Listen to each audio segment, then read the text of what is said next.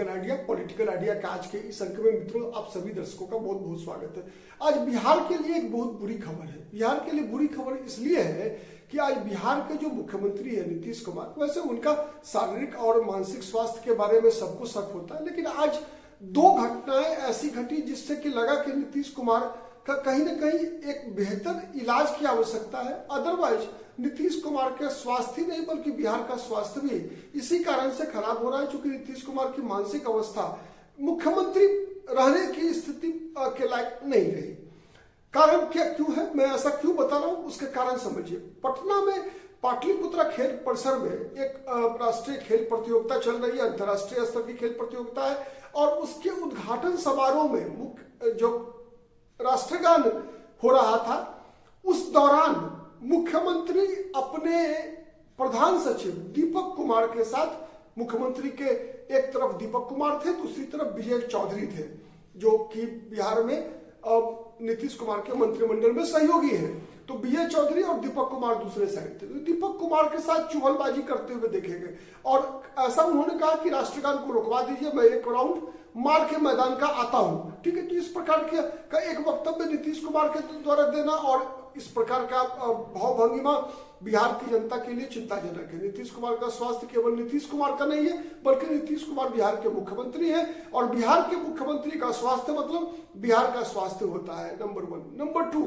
आज दूसरी घटना भी आज ही घटी, जब बिहार विधानसभा के अंदर नीतीश कुमार ने एक विधायक के भाषण के दौरान हस्तक्षेप करते हुए कहा कि मोबाइल को विधानसभा के परिसर में लाने पर प्रतिबंध लगना चाहिए और मोबाइल का उपयोग नहीं होना चाहिए। और नीतीश कुमार ने कहा कि मैं तो 5-6 वर्षों से लगातार कहता रहा हूं कि इस मोबाइल के कारण पूरी दुनिया 10 साल के अंदर खत्म हो जाएगी। आज ही दूसरी घटना है। इससे पहले भी अगर कई हम क्रोनोलॉजी एक बनाए, अगर नीतीश कुमार के 6 महीने से लेकर साल भर के अंदर के उनके कई वक्तव्यों को, कई भंगिमाओं को, तो फिर हमें इस बात को मानने में कहीं कोई हर्ज नहीं होना चाहिए कि नीतीश कुमार अब अपने मुख्यमंत्री के रूप में अपने दायित्व की पूर्ति करने की स्थिति में मानसिक रूप से सक्षम नहीं है। क्यों कह रहा हूं, उसके और कई कारण मैं बता रहा हूं। सबसे पहले समझने का प्रयास कीजिए, आज से 10 दिन पहले मुख्यमंत्री रविशंकर प्रसाद, जो पूर्व में केंद्रीय मंत्री रहे और पटना साहिब के सांसद हैं, ठीक है, उनके साथ एक सार्वजनिक कार्यक्रम के दौरान जब रविशंकर प्रसाद से उनका मिलना हुआ तो रविशंकर प्रसाद का पैर छूने लगे।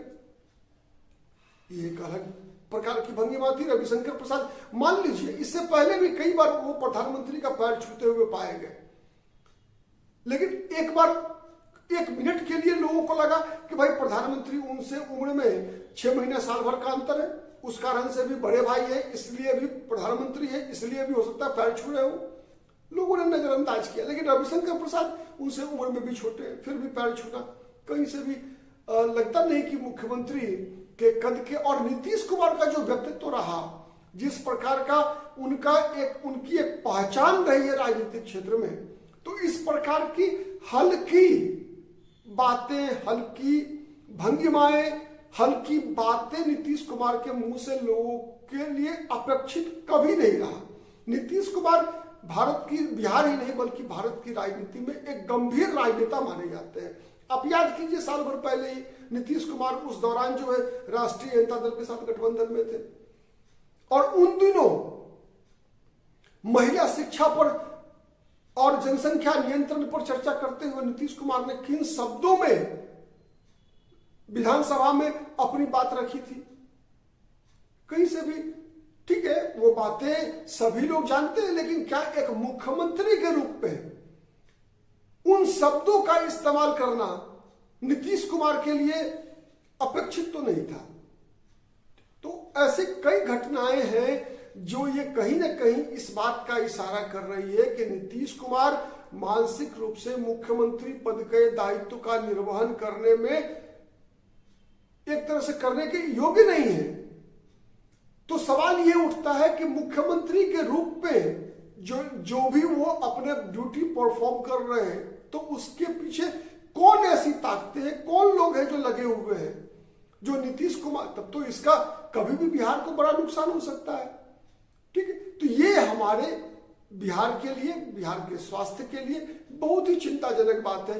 ऐसा डॉक्टर्स बताते हैं कि कई लोगों को इस उम्र में आकर डिमेंशिया नाम की बीमारी हो जाती है, भूलने की बीमारी। ये हर समय नहीं होता।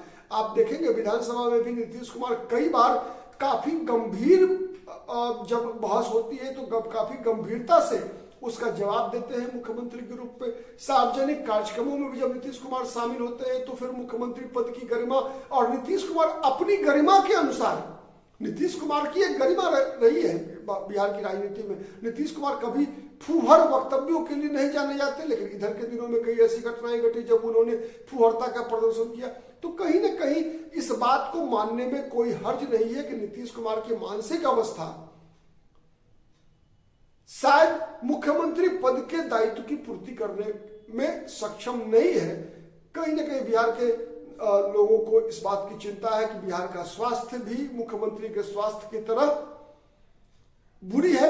देख रहे हैं प्रतिदिन बिहार में कानून व्यवस्था जिसके नीतीश कुमार जाने जाते थे, नीतीश कुमार की पहचान रही कि 3C से कॉम्प्रोमाइज नहीं किया नीतीश कुमार ने आज, और वो तीनों C आज बिहार में एक तरह से हो रहा है, क्राइम, करप्शन और कम्युनलिज्म।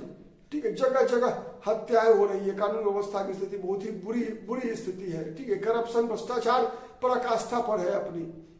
ठीक, तो इस प्रकार की स्थिति बिहार के लिए बहुत ही दुर्भाग्यपूर्ण है। मुझे लगता है कि बिहार की जनता और विशेष रूप से भारतीय जनता पार्टी, जनता दल यू के विधायकों का भी ये दायित्व है कि आप अपनी कुर्सी के बारे में सोचिए जरूर, लेकिन बिहार के बारे में भी सोचिए। बहुत बहुत धन्यवाद आज के लिए।